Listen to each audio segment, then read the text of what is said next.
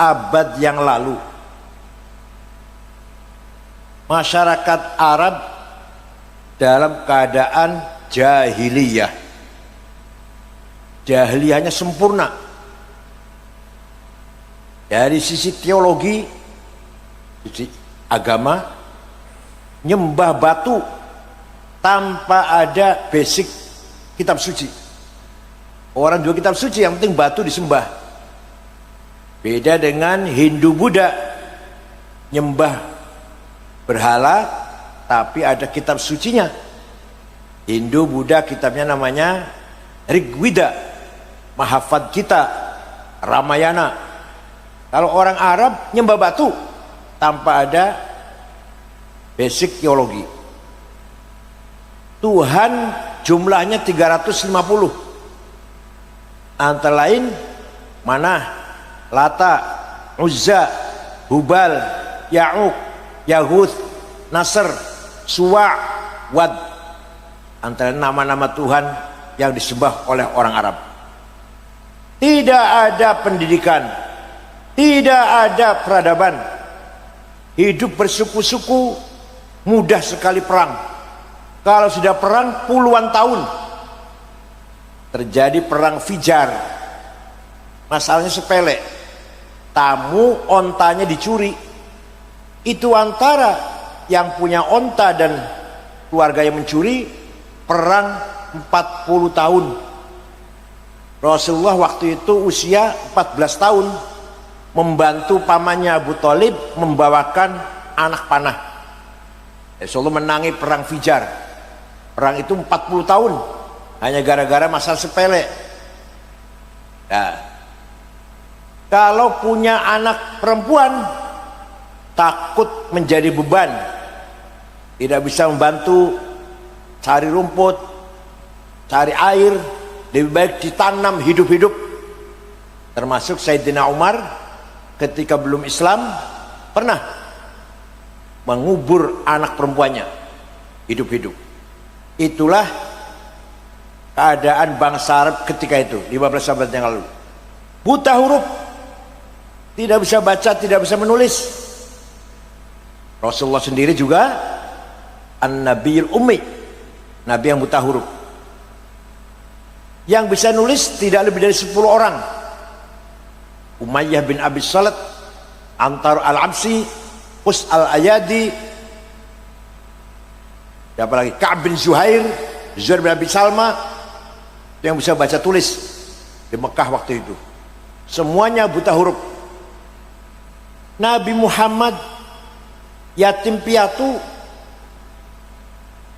penggembala kambing, tidak pernah sekolah, nggak pernah ngaji, nggak pernah belajar bersyair, nggak pernah aktif di LSM, nggak pernah jadi koordinator demonstrasi, betul nate.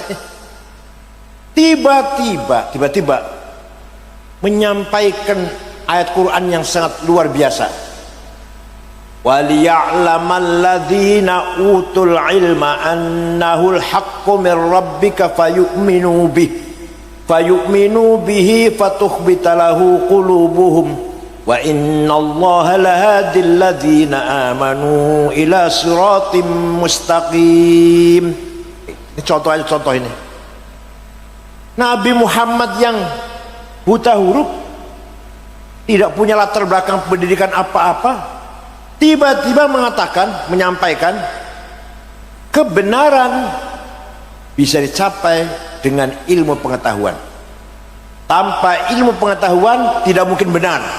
Waliya'lamal ladzina utul ilma annal haq.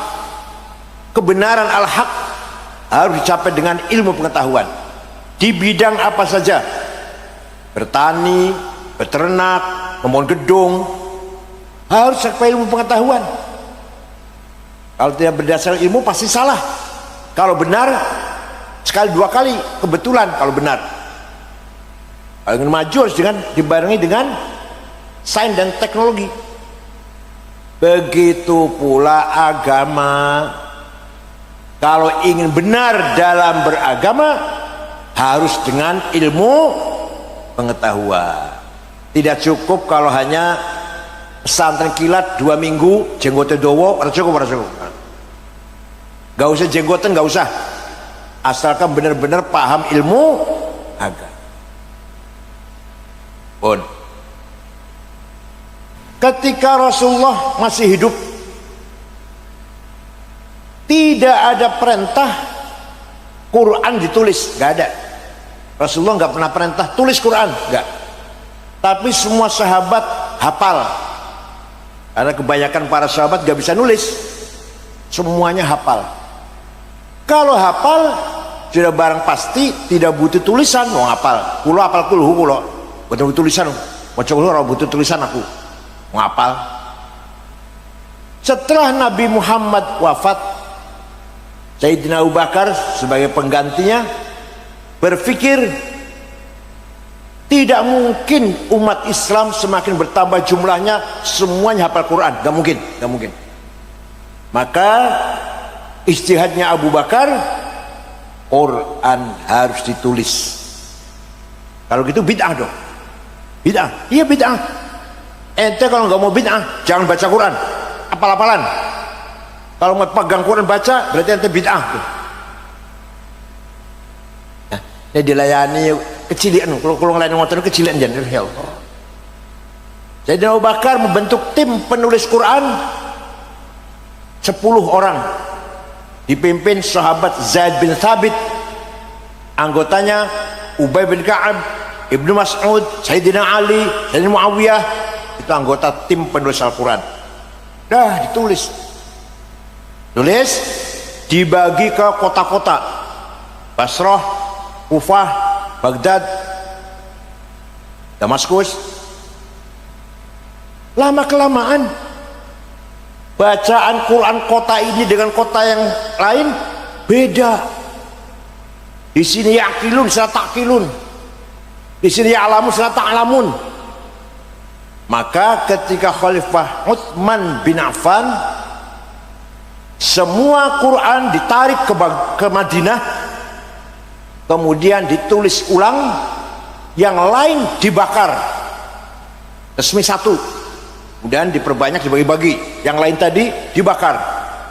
Maka sejak Sayyidina Utsman sampai sekarang namanya Mushaf Utsmani. Apa bu? Apa artinya? Mushaf Pak Haji Utsman. Mushaf yang ditulis oleh Khalifah Utsman. Hanya saja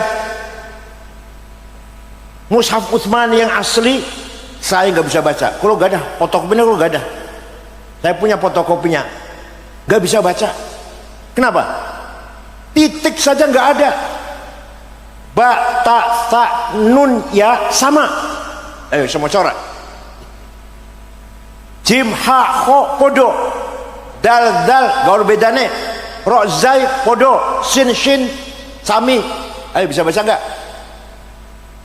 Maka ada seorang ulama namanya Abul Aswad Ad-Du'ali, bukan dari Yaman, bukan dari Yaman.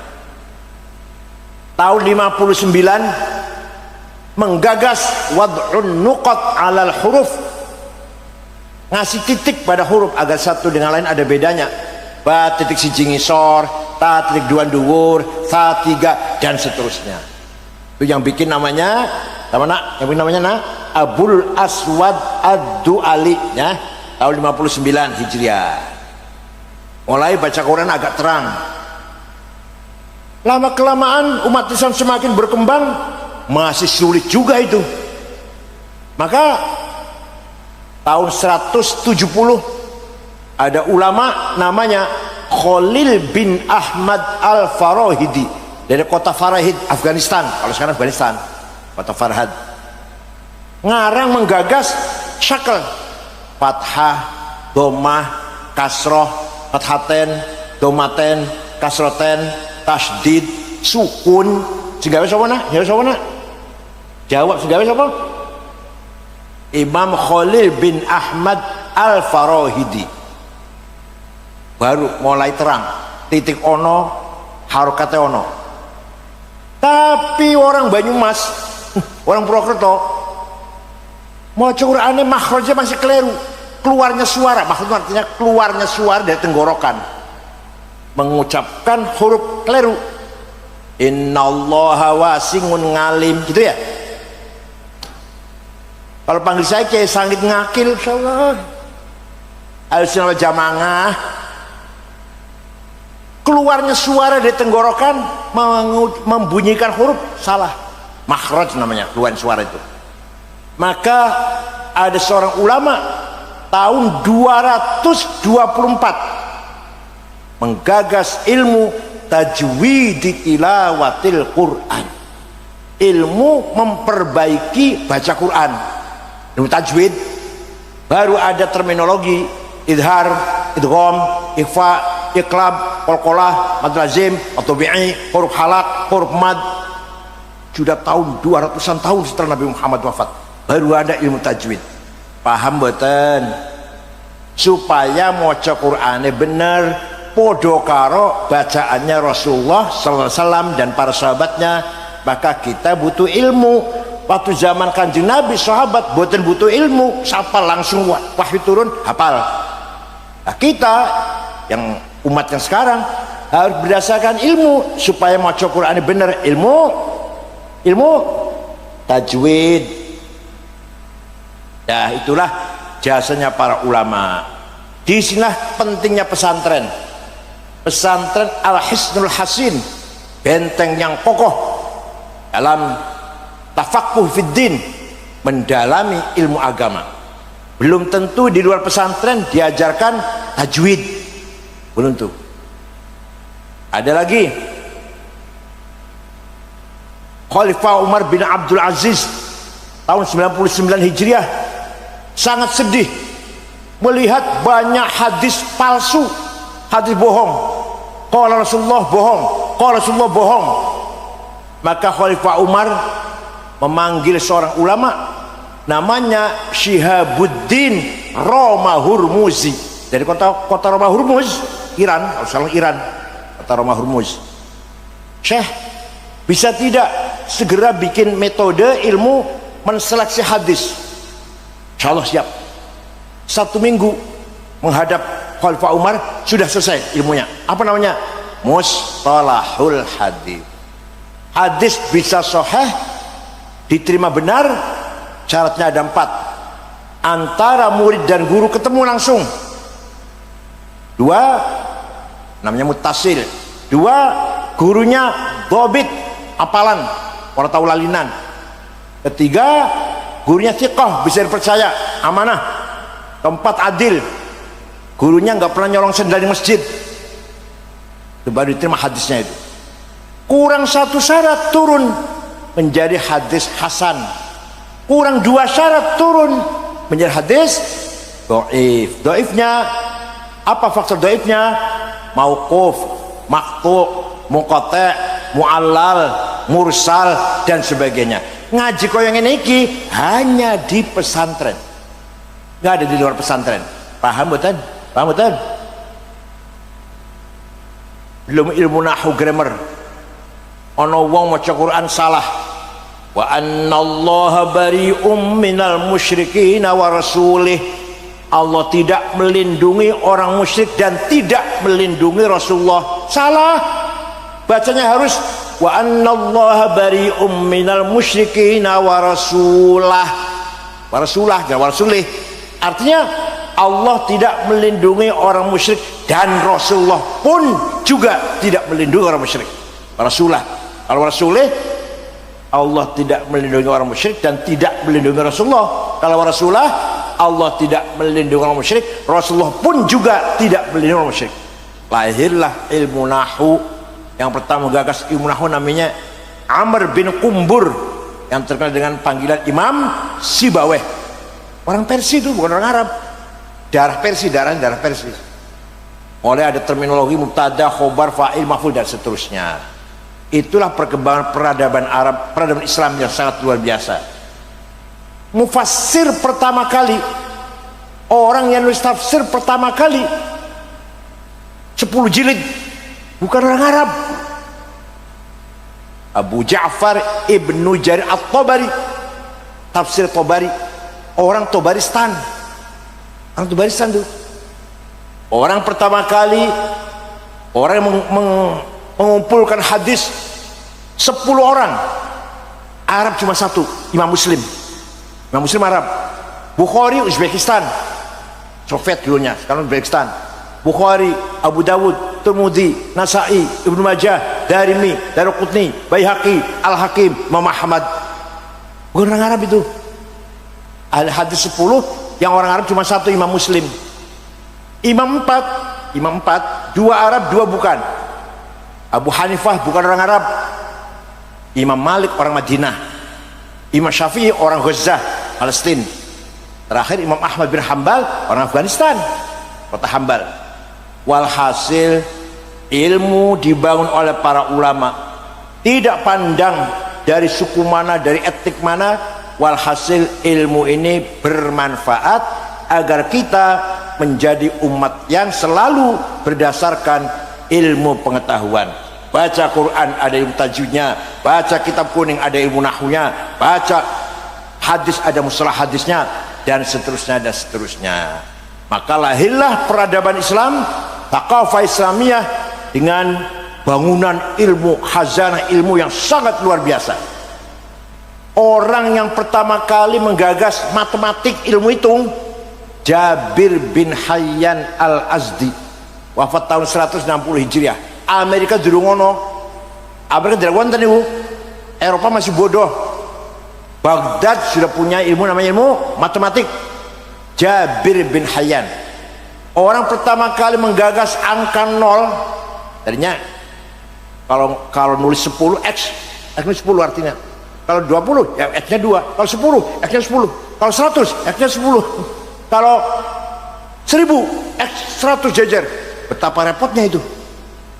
Imam Abu Yusuf Al-Khwarizmi menggagas 0, 10 10, 100 100, 1000 1000. Ya Allah, orang Islam Pak, yang bikin 0 itu orang Islam.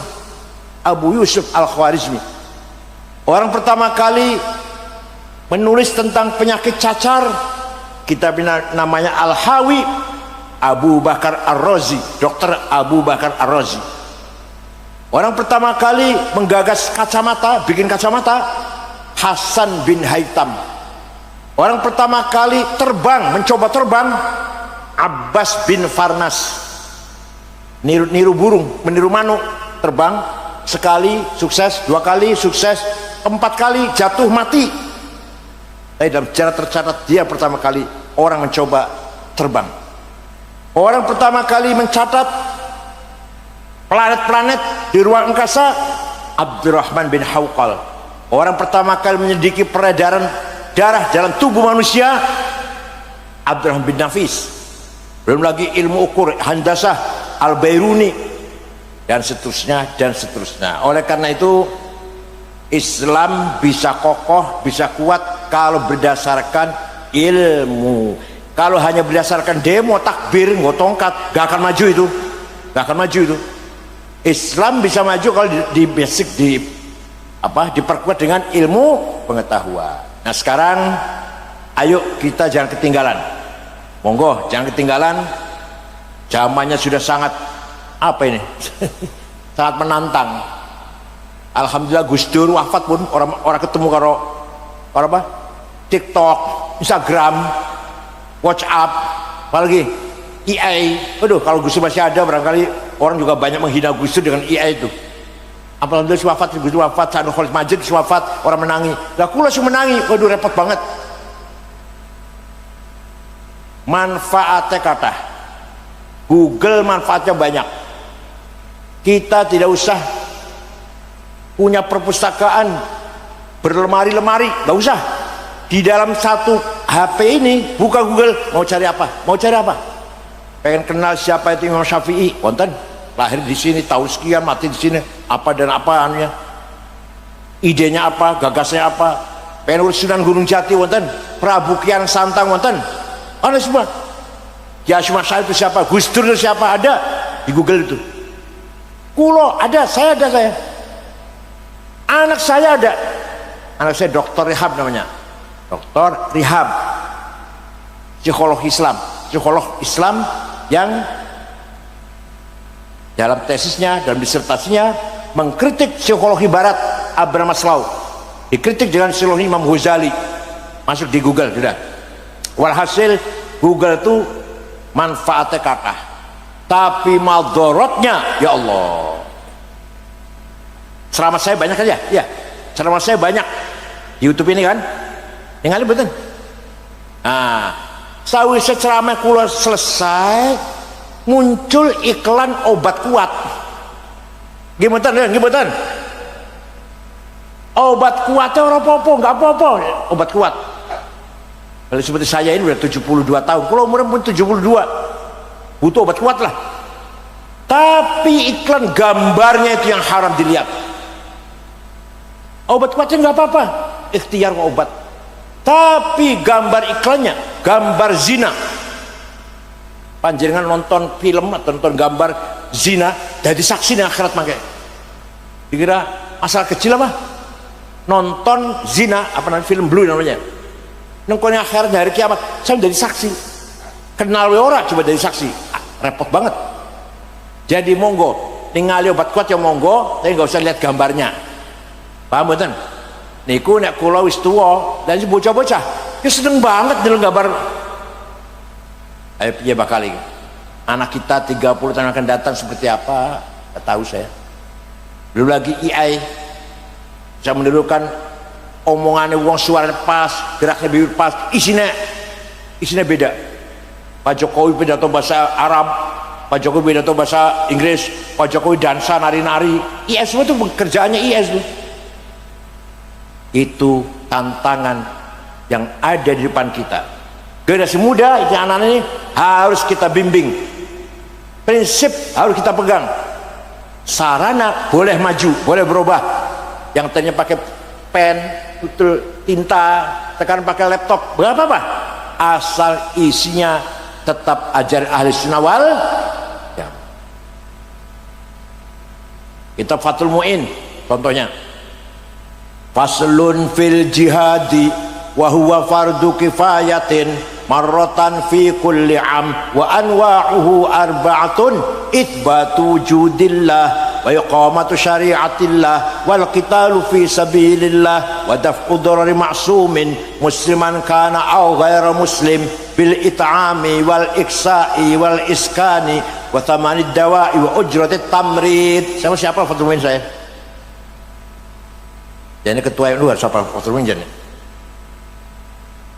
Pasal ini membicarakan tentang jihad. Jihad hukumnya fardu kifayah. Ada 4 macam. Jihad pertama adalah itsbatu wujudillah, ai iqamatu hujajin diniyatin naqliyatan kanat au aqliyah itsbatu wujudis shani'. Ayo kita mengajak masyarakat, mendorong masyarakat agar beriman kepada Allah dengan iman yang berlandaskan argumentasi tekstual dan rasional. Nyun sewu bungi atau Pak yang di belakang nih. Kalau saya tanya, panjenengan beriman pada Allah? Jawab yang keras. Panjenengan beriman? Allah wonten? Jare sapa? Nah, kalau panjenengan masih jawab jare kiai, jare ustaz, jare guru, belum beriman itu namanya. Belum jadi akidah. Yang benar piye jawab yang benar? Saya beriman kepada Allah. Kata siapa? Kata saya. Yang benar itu namanya sudah menjadi keyakinan. Paham betul? Uyah rasanya kata siapa? Gula rasanya kata siapa? Suami istri turu bareng enak bener rasanya kata siapa? Macam kata kiai. Monggo ayo dandani iman kita dandani. Jangan sampai panjenengan beriman dengan adanya Allah kata kiai, kata ustad. Itu namanya masih informasi. Jare-jarene iki bahasa Jawa. Bahasa Jawa jare-jarene iki. Jare-jarene sriwing-sriwing aku krungu. kata kiai Allah ki ono. Loh, kok jare-jare nek belum menjadi akidah namanya. Paham betul? Dan harus didasarkan basic hujjah ilmiah, argumentasi yang kuat. Contoh yang tekstual, Allah ada, dalil-dalilnya qul huwallahu ahad, ini tekstual namanya, nas tekstual. Yang rasional, nah ini rasional.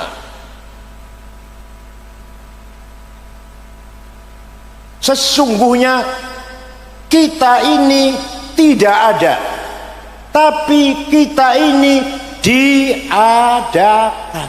Kita ini tidak ada sebenarnya, tapi kita ini diadakan oleh yang ada.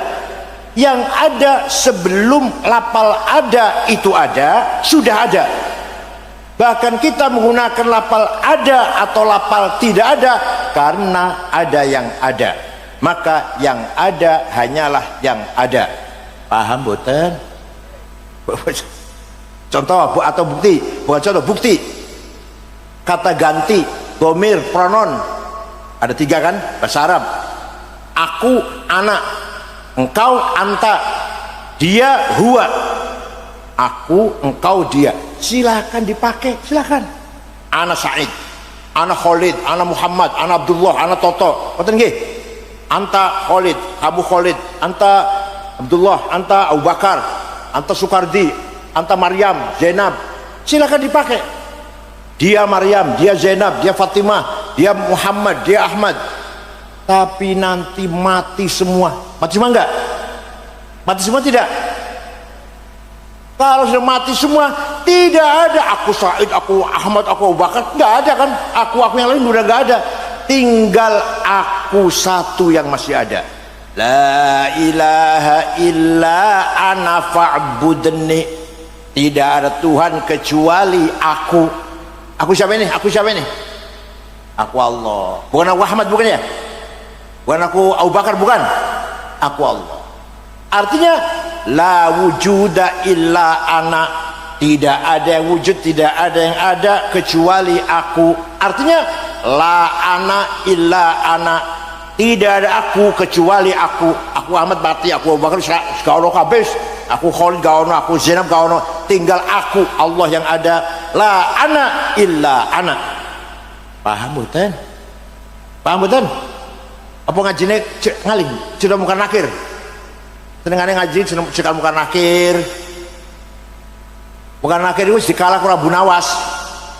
Waktu Abu Nawas akan mati, pesen karo anaknya, aku mati dibungkus karo kain kafan sing wis ambrol, sobek-sobek ireng, ojo sing anyar. Kenapa Pak? Ora setakon. Begitu mati anaknya cari kain kafan yang sudah ambrol, sobek-sobek, baulah. Taruh di kuburan, dikubur. Bukan akhir datang mau nanya marrobuka. Begitu masuk kaget muka anak, loh ini mah sudah lama ini, saya salah masuk. Balik mana gaji teleponnya. Jadi ngaji ojo cerita muka akhir terus kalah ke Abu Nawas. Anta engkau Ahmad, engkau Toto, engkau Solihin, engkau Zainab, engkau Maryam, mati kabeh bakale. Tinggal anta satu yang tidak mati. La ilaha illa anta subhanaka inni. Tidak ada kecuali engkau. Itu artinya la wujuda illa anta. Tidak ada yang wujud kecuali engkau. Artinya la anta illa anta. Tidak ada engkau kecuali engkau. Engkau sudah mati kabeh, tinggal engkau Allah yang ada. Paham? Begitu pula dia Ahmad, dia Toto, dia Khalil, dia Zainab, dia Maryam, mati kabeh. Tinggal dia satu yang enggak mati. La ilaha illa huwal hayyul qayyum. Tidak Tuhan kecuali dia. Artinya la wujuda illa huwa. Artinya la huwa illa huwa. Jadi yang sebenar-benarnya aku Allah, yang sebenar-benarnya engkau Allah, yang sebenar-benarnya dia Allah. Kita ini menggunakan aku, engkau, dia, pinjam. Apa? Maunya berapa tahun pinjamnya? Jawab ya Allah. Maunya berapa tahun pinjamnya? 100. Maunya berapa tahun pinjamnya? Oh, orang Jawa ya. Maunya berapa tahun pinjemnya? Sing bener jawab, terserah yang meminjemi. Jangan bilang 100 tahun, yang bilang 80 tahun. Terserah yang meminjemi. Sapa mau kok kene pulang dari sini sapa tinggal rahimahullah. Paham boten? Jadi yang sebenar-benarnya aku Allah, engkau Allah, dia Allah. Aku Ahmad, aku Abdullah, engkau Ahmad, aku Abdullah, pinjam sementara. Makanya sebenarnya kita ini tidak ada, tapi kita ini diada. Tuh namanya argumentasi rasional namanya. Paham betul? Supaya iman kita mantep, orang jarene orang jere-jere mantep dari ke hati kita. Yang kedua jihad adalah wa iqamatu syariatillah. Ayo kita berupaya lakoni perintah Allah, menjauhi larangannya. Salat 5 waktu, puasa Ramadan, zakat, haji, umroh. Ayo, orang yang tiap hari salat nang mushola, zuhur, asar, maghrib, isya, subuh, itu jihad itu. Jihad itu. Salatnya kalau kita kebanyakan salatnya kan Jumatan tok nggih. Banyak yang gitu ya. Tetapi pejabat tuh, salat Jumatan tok itu. Kebanyakannya. Tapi ada orang paling jadi imam terus ikhlas lillahi ta'ala ngimami subuh, zuhur, asar, maghrib, isya, sehingga mushola itu hidup. Ada adzan 5 kali, ada jamaah 5 kali sehari semalam. Jihad itu Pak, berjuang itu. Paham betul? Begitu pula puasa Ramadan sebulan, zakat juga sama, umroh, haji, keluar uang, badan capek, bahkan sakit-sakitan kalau di sana. Jihad itu. Jadi menjaga syarat Islam itu jihad. Wal qitalu fi sabilillah, perang membela kebenaran, membela hak, itu juga jihad. Jadi perang itu bagian dari jihad, bukan satu-satunya jihad. Perang adalah bagian dari jihad. Ya Syekh Asy'ari ketika nikah datang dua pimpinan Brigjen Malabi mau nyerang Indonesia, mendarat di Surabaya. Syekh Asy'ari mengeluarkan fatwa tanggal berapa? Tanggal berapa? 22 Oktober. Tanggal berapa? Hari santri. Tahun 45 Syekh Asy'ari mengeluarkan fatwa membela tanah air, hukumnya fardhu ain, semua wajib. Yang kaya, yang miskin, yang pintar, yang bodoh, yang pejabat, yang rakyat, semua wajib bela tanah air. Man mata li ajli watanihi mata syahidan. Barang siapa mati demi bela tanah air, mati syahid. Podo karo bela agama. Ya cuma syahid itu Pak. Terjadi peperangan tanggal 10 November yang tidak seimbang. Di sana senjatanya lengkap, bahkan ada pesawat tempur. Ya kita paling ngopo, golok paling. Atau Bung Tomo yang tentara, Bung Tomo ya paling senjata biasa, bukan otomatis. Tapi kita menang, walaupun korbannya banyak, 20.000. Kan disebut Hari Pahlawan 10 November itu. Nah, Syekh Asy'ari mengeluarkan fatwa itu, terpaksa angkat senjata, termasuk jihad fisabi. Tapi kalau aman jangan. Lagi aman ini ngebom, salah.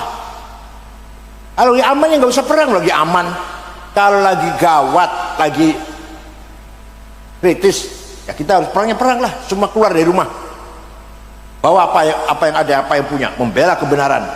Paham gak? Yang terakhir jihad adalah wadaf'u dharari ma'sumin musliman kana aw ghairu muslim, memberi perlindungan kepada warga masyarakat Banyumas yang baik-baik, bukan pelaku kejahatan, bukan bos narkoba, bukan penjudi, bukan pembunuh, bukan pemerkosa. Orang yang baik-baik harus diberi perlindungan, hidup aman, tentram, nyaman di Purwokerto, di Banyumas. Musliman kana au ghairu muslim, Muslim atau Kristen, Hindu, Buddha, Konghucu, harus hidup dengan tentram asal itu baik-baik, bukan orang jahat. Ini jihad. Ya Allah, kitab Fathul Mu'in Pak, kitab kuning, punya konsep bagaimana membangun masyarakat yang beragama, beribadah, punya mental yang kuat, berani, dan hidup nyaman di Banyumas ini, muslim atau non muslim. Pilih kami, semua penduduk Banyumas, muslim atau non muslim, asal itu baik-baik, harus cukup pangan, tidak boleh ada kelaparan. Paham betul bu? Paham betul bu? Orang Banyumas yang baik-baik harus makan semuanya, harus sejahtera, perutnya kenyang. Kalau ada di Banyumas satu orang yang pelosok itu paling adol lah, deso banget gitu, mati karena tidak makan, matinya karena sebab tidak makan. Dosa semua kita ini, kita dosa semua. Nomor 1 bupati, nomor 2 ketua DPRD, nomor 3 Kapolres, nomor 16 ketua NU. Tenang nih, tenang. Jangan sampai di Banyumas ada orang mati karena tidak makan. Dan makan yang baik, yang bergizi. Jangan nasi wis asem, wis rong dino digoreng. Semayi itu semayi, itu sebut semayi. Bahasa Cirebon semayi. Ampasnya kelopo, kelapanya diperes, ampasnya masih dimakan. Kasih mecin, kasih garam, kasih cabai. Makan cucu kita deder otaknya bakal. Yang kedua, wal iksai dan pakaian. Masyarakat Banyumas, muslim non muslim, harus cukup sandang. Tidak boleh ada orang yang kekurangan sandang, apalagi orang Islam. Sholat pakaiannya harus suci, sudah barang pasti. Sarungnya harus 7, yang mau siji. Yang punya sarung cuma 1, yang WC, yang kecoberan, yang kuburan, yang pasar, yang masjid itu orang ganti. Bukan sah najis nih. Ini panjenengan harus punya sarung piro, 7 tambi, 7 kaos, celana dalam, topong, kopiah. Coba Kanjeng Nabi, Masya Allah, menjaga keharuman masjid, melarang sahabat yang baru saja makan bawang mentah, bawang merah, gak usah jamaah, mengganggu baunya masjid. Kanjeng Nabi melihara kebersihan dan keharuman masjid. Kanjeng Nabi betul orang berpetel contohnya petel, orang berpetel Kanjeng Nabi segitunya. Khudhu zinatakum inda kulli masjid, ambillah perhiasan, ya maksudnya ganti pakaian yang bagus ketika kamu berangkat ke masjid. Toilet harus bersih, Masya Allah. Kadang-kadang musola niku toiletnya kosong, ciduke bolong, yang isore coklat kuning, kecuali 2 tapak kaki yang gak coklat. Musolanya tikare bolong sobek, lampunya 5 watt. Teko imame teko sarung ngecap gajah duduk, sandali lili, bajunya kokorong bulan durung ganti, kopiah ireng sabun coklat. Menyedihkan sekali. Toiletnya pom bensin lebih bersih daripada toiletnya musola sampean. Gimana? Pom bensin lihat toiletnya bersih-bersih, harum baunya. Kita di masjid malah kotor. Ya Allah. Wal iksai dan pakaian. Seorang ulama besar, waliullah, bahkan waliullah, namanya Syekh Abil Hasan Asyadili, pendiri tarekat Syadiliyah. Guru beliau namanya Syekh Abdus Salam bin Masis, kuburan di Tetuan Maroko. Abdus Salam bin Masis gurunya namanya Abu Madjan Syuaib Al-Ghauth, kuburan di kota Wahron Al-Jazair. Syekh Syadili kuburan di Mesir. Tiap hari waliullah nih, tiap hari pakaiannya ganti, harganya mahal. Jasnya terdiri dari bahan wool dormil semeter 12 juta, sepatunya Hermes 11 juta, kacamata Cartier 45 juta, pulpennya Montblanc 15 juta, tasnya Gucci 75 juta, baju Christian Dior, Pierre Cardin bajunya itu 7 juta, ikat pinggangnya beli 4 juta. Ya Allah, waliullah, rumahnya villa gede, kendaraannya kereta ditarik 2 kuda. Apa artinya kalau sekarang? Ya Alphard lah, Alphard atau BMW atau Mercy atau Audi, bukan Luxio, Grand Mark, bukan. Pembantunya 16, pembantunya khodamnya 16, nyuci pakaian sendiri, bersih-bersih sendiri, layani makanan, wedang sendiri. Itulah Imam Abul Hasan Asy'adi. Ono sing takon, Syekh, panjenengan waliullah, bahkan salah satu wali kutub ada 4 ya, Abdul Jilani, Asy'adili, Hasan Rifai, Said Ahmad Badawi. Asy'adili termasuk saya wali kutub. Panjenengan wali, terus kok pakaiannya keren, minyak wangi aja Louis Vuitton 7 juta sebotol, atau Bulgari 5 juta, bukan misik, insyaallah. Jawab ya, tapi ya kayak yang lain kok nyemprul pakaiannya, jenengan kok mewah. Gini nak, libasi yakul, pakaianku iki iso ngomong, pakaian iso ngomong, ngomongnya piye? Ayuhan nas ana ghani fala tarhamuni. Pakaianku sing bagus iki iso ngomong, wahai masyarakat, saya kiai kaya, gak usah kamu amplopin. Artinya kalau kiai pakaiannya bagus. Kalau kiai pakaiannya nyemprul, itu pengen ngomongnya ayuhan nas ana fakir farhamuni. Wahai masyarakat, aku kiai melarat, ya amplop-amplop ta fidya-fidya ta. Nazar gorene. Gimana? Tenan kita biar niku duduk kula ngarang mboten. Tenan niku. Jadi kiai pakaiannya harus keren, baunya harum. Usahakan Rais Syuriah NU Banyumas pakaiannya lebih bagus daripada bupati. Usahakan. Bupati apa jasnya? Ayo kita lebih mahal lagi. Bupati pulpennya apa? Kita Montblanc. Kacamatanya apa? Kita Cartier. Gitu loh. Supaya tikoh, self confident, percaya diri. Ketemu dengan orang kaya sama, dengan pejabat sama, gak dingkluk, gak minder dingkluk dulu. Ayo, kiai harus kaya, kiai. Paham betul? Said Muhammad bin Alwi Al-Maliki di Mekah, mireng namanya itu mireng. Ini saya tenan ini, Habib tenan ini, Habib tenan asli ini. Said Muhammad bin Alwi Al-Maliki. Waktu saya di sana, santrinya 700, putar-putar Mbah Mun, dia mau doain aku.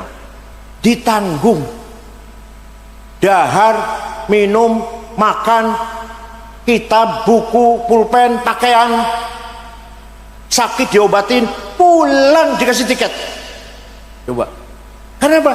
Karena Said Muhammad kaya dan loman, punya hotel di Mesir, punya percetakan kitab di Maroko juga punya, kaya dan loman. Ayo, kira-kira kapan di Purwokerto ada kiai yang nanggung santrinya? Wonten dereng? Said Muhammad bin Alwi Al-Maliki itu. Pun Syekh Abdul Qadir Al-Jailani, orang Baghdad, orang Irak. Suatu ketika pergi ke Mesir, ngulon. Kalau naik pesawat 1,4 jam, mau naik pesawat, naik apa mau naik onta kuda itu berapa hari itu. Tujuannya ziarah datang kuburannya Imam Syafi'i, dusun Fustot Kairo. Dusun namanya Fustot, kuburan Syafi'i, Zakaria Ansori, Imam Waqi', Ibnu Hajar Asqalani, sekomplek kuburan itu. Riko ziarah juga. Syekh Abdul Qadir Jilani ziarah kubur bu. Dengan anak sampai BSAG orang menziarah kubur. BSAG keluaran perguruan tinggi swasta lagi. Dosennya sering mencret, anaknya sering bolos. Bayar 15 juta di wisuda. SAG, alas. Syekh Abdul Qadir Jilani ziarah kubur, datang Imam Syafi'i. Nah, setelah ziarah kubur melihat penduduk sekitar kuburan Syafi'i dusun Fustot melarat, orang podo di rumah.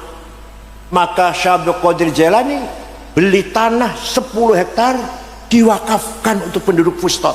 Sampai sekarang Pak, sampai sekarang rusun yang gerbang orang tulisannya Auqaf Syekh Abdul Qadir Al-Jilani.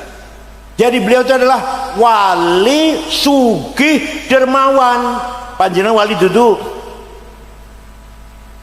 sugih ora, Loman ora.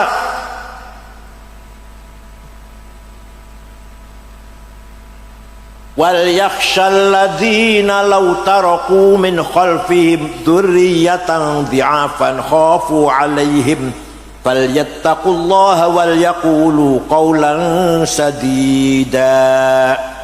Aja ngantek sampean duwe anak terlantar dhi'afan, kurang makan, kurang gizi, kurus-kurus anak sampean, Qur'ane ojo ngantek sampai duwe dzurriyah, itu apa, anak cucu lah, turunan, di'afan khafu alaihim, yang menyedihkan. Artinya apa? Artinya Quran merintah kita harus kaya. Paham betul? Harus apa? Supaya anak kita sehat, keturunan kita sehat, karena kita cukup kaya. Jadi Allah perintah kepada kita harus kaya. Paham betul? Jadi kaya itu wajib. Kalau kaya itu wajib, melarat dosa. Ayo, kaya itu melarat. Awas lah, aku berani mana masih melarat sampean. Bangun masjid karo duit, bangun pesantren karo duit, ngormati tamu karo duit, nolongi tonggo, kecelakaan karo duit, mondok anak karo duit, lu mau haji ngelakoni rukun Islam yang paling sempurna kelima karo duit. Maka ayo kita bangun ekonomi kita. Jam 3 tangi tahajud, syukur 11 rakaat, orang-orangnya 3 rakaat, orang-orangnya yang 1 witir. Setelah sholat tahajud, istighfar ping 100, sholawat ping 1000, alif lam sajdah sepisan, yasin sepisan, waqiah ping 3, tabarok sepisan. Ditabi asmaul husna, laqad ja'akum rasulun min anfusikum, Allahu nurus samawati mathalu kamishkatin fiha misbah, ping 7 lau anzalna hadzal Qur'an ala itu khashi'an mutasaddian khasyatillah, ping 7 pas subuh niku. Pas subuh setengah gangsal selesai itu. Salat subuh, bar salat zikir, luru duit, cari uang yang halal sampai duhur makan siang, istirahat, sholat, cari duit lagi sampai asar istirahat, sholat asar, cari duit lagi sampai maghrib. Itu dua-duanya sama-sama ibadah. Paham betul? Sholat ya ibadah, golek duit sing hal ya. Bukan berarti saya ngejak sampai sugih meremehkan ibadah, tidak. Ibadah tetap ibadah, lur duit juga ibadah. Sholat iya, lur duit iya. Masya Allah. Sayyidina Utsman, sahabat yang pasti masuk surga. Ada sahabat 10 sudah dikasih tahu kamu tuh pasti masuk surga. 10: Abu Bakar, Umar, Utsman, Ali, Sa'id, Thalhah, Zubair, Abdurrahman bin Auf, Amir bin Jarrah. Sayyidina Utsman yang sudah dipastikan masuk surga pernah sedekah gandum, gak dihitung berapa karung, yang jelas diangkut 700 onta. Di sedekah Sayyidina Utsman gandum diangkut dengan 700. Jadi kan pernah sedekah diangkut kebo atau sapi pirang karung. Kiai Wahab Hasyim Asy'ari deklarasi NU. Kiai Wahab orang kedua, muter-muter sampai ke Palembang sosialisasi NU, Pak. Ketemu dengan kiai asal dari Semarang namanya Kiai Kamil Soleh, beri NU di Palembang. Ke Banten, Menes, Pandeglang, ketemu dengan Kiai Abdurrahman, berdiri NU di Banten. Ke Betawi, Jakarta, Guru Marzuki Cipinang, berdiri NU di Jakarta, Betawi. Bogor, Ajengan Pagentongan, namanya Kiai Abdul Hamid. Cirebon, Kiai Abbas Buntet. Semarang, Kiai Ridwan, Lasem Bamasum, Kudus Raden Asnawi Kudus, Cepu Kiai Ihsan, sampai ke Lombok. Wahab tahun 30 35 gitulah cerita tahun itu. Ke Lombok Tengah, jumpa dengan Kiai Hasun dan Kiai Faisal, berdiri di Lombok. Itu Kiai Wahab muter-muter, Pak, tanpa proposal, duitnya dewek. Nih, ini bisa maju kayak sekarang ini, baru kayak pengorbanan Kiai Wahab. ilman wa fikran wa amalan wa malan. Iwa bangun NU ya pikirannya, yo ilmune, yo tenagane, yo duite. Jangan teh korban ke NU apa? Nate korban untuk NU jangan, korban untuk NU nate. Alah, proposal. Waktu Kanjeng Nabi Mi'raj ningali ono wong lanang tangis sing kuburan gede dhuwur.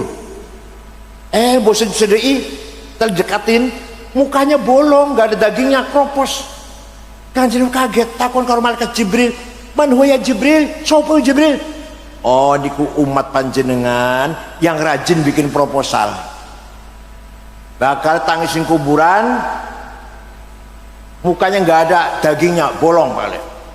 Itu cuma cerita Mi'raj wonten niku. Oleh karena itu, di samping kita memelihara at-tarawatil ijtimaiyah, sosial kapital, masyarakat yang banyak, warga banyak, kita membangun at-tarawatil maliyah, financial capital. Paham boten? Nah, inilah jihad fisabilillah. Makan cukup, sandang cukup, rumah wal iskan. Rumah tuh yang paling tidak minimal 3 kamar.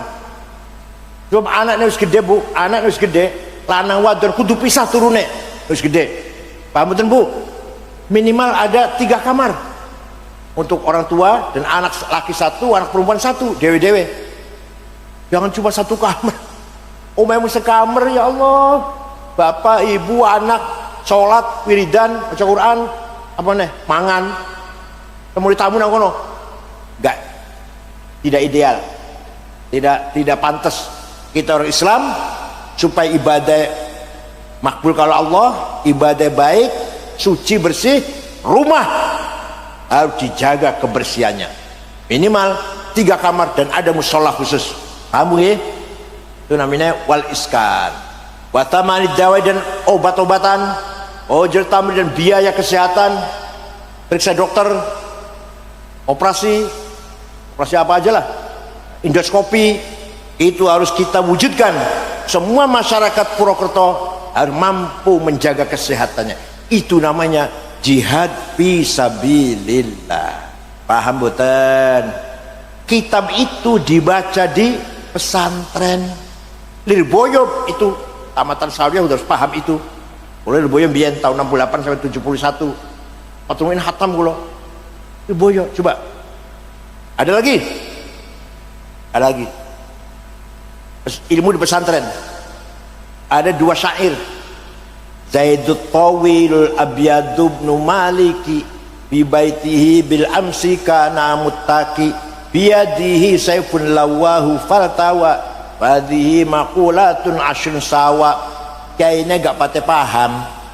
Zaidun utawi Zaid itu atawil wong dhuwur, al-abyadu kulite putih, Ibnu Malik anak Man Malik, fi baitin jero omae bil amsi wingi kana mutaki tongkrong, biadi sayfun tangan kel golok, lawahu bengkokaken sapa Zaid ing golok, Fatawa mau dadi bengkok opo golok. Dikira cuma sesederhana itu apa? Bukan.